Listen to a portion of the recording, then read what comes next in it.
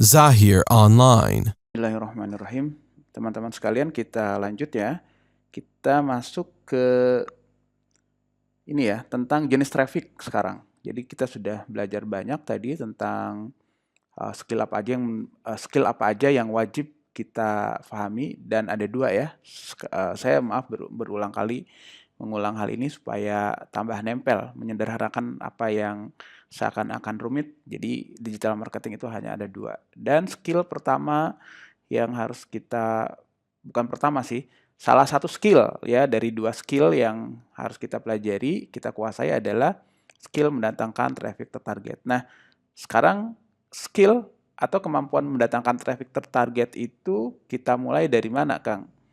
Seperti biasa, kita mulai dari mindset. Kita pahami dulu ada berapa sih sebenarnya, ada berapa jenis traffic yang ada di digital marketing. Nah, sebenarnya hanya ada dua jenis traffic aja ya teman-teman, yaitu pertama adalah traffic you can control atau traffic yang bisa kita kontrol.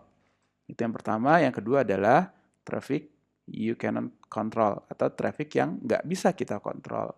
Pertanyaannya kemudian, Kang, bagus mana buat bisnis kita? Keduanya bagus, tapi saran saya ada prioritas. Ya, sekali lagi ya, berdasarkan pengalaman semuanya memang harus kita lakukan, tapi prioritasnya mana dulu yang harus kita lakukan itu nanti yang berbeda ya. Di organic traffic bagus, tapi apakah itu akan bisa mendatangkan dengan cepat hasilnya? Nggak bisa ya. Tapi ada kalanya di beberapa bisnis unik juga gitu. Justru paid ads-nya karena kondisi marketnya di produk itu udah berdarah-darah banget, pakai paid ads, ada yang beli, tapi modalnya nggak seseimbang, atau bahasa anak digital marketingnya malah boncos. Malah organiknya yang works gitu, ada juga nanti ke situ. Tapi nggak usah ke situ dulu teman-teman, yang penting paham dulu deh.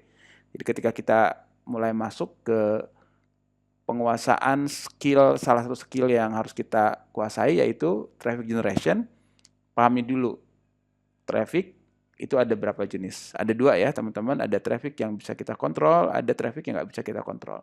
Nah, traffic yang bisa kita kontrol itu apa aja? Ayo, ya kebanyakan memang adalah paid ads atau iklan berbayar ya. Contohnya adalah email marketing, WhatsApp marketing. Oh sorry, kalau WhatsApp marketing ini ya kita bayar sih ya, bayar, tapi biasanya toolsnya aja ya.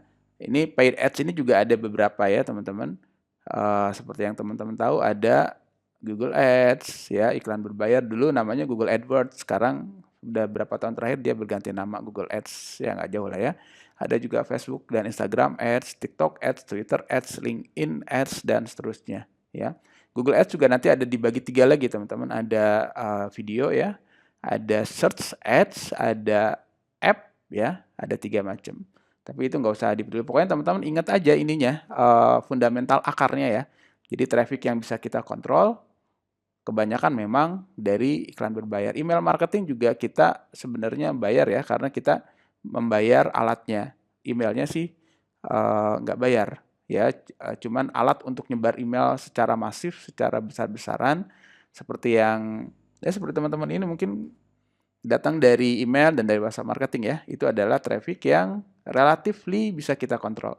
Yang kedua adalah traffic yang nggak bisa kita kontrol. Apakah bagus? Bagus banget ya. Saya jawab bagus banget ya. Cuman ya itu tadi, ada prioritas mana dulu yang kita kerjakan nantinya pada kalau kita berbisnis. Karena yang namanya strategi adalah tidak mengerjakan semua hal. Jadi kalau mengerjakan semua hal ya namanya bukan strategi, begitu katanya.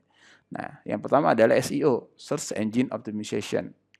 Bagaimana mengoptimasi atau mengoptimalkan mesin pencari ya.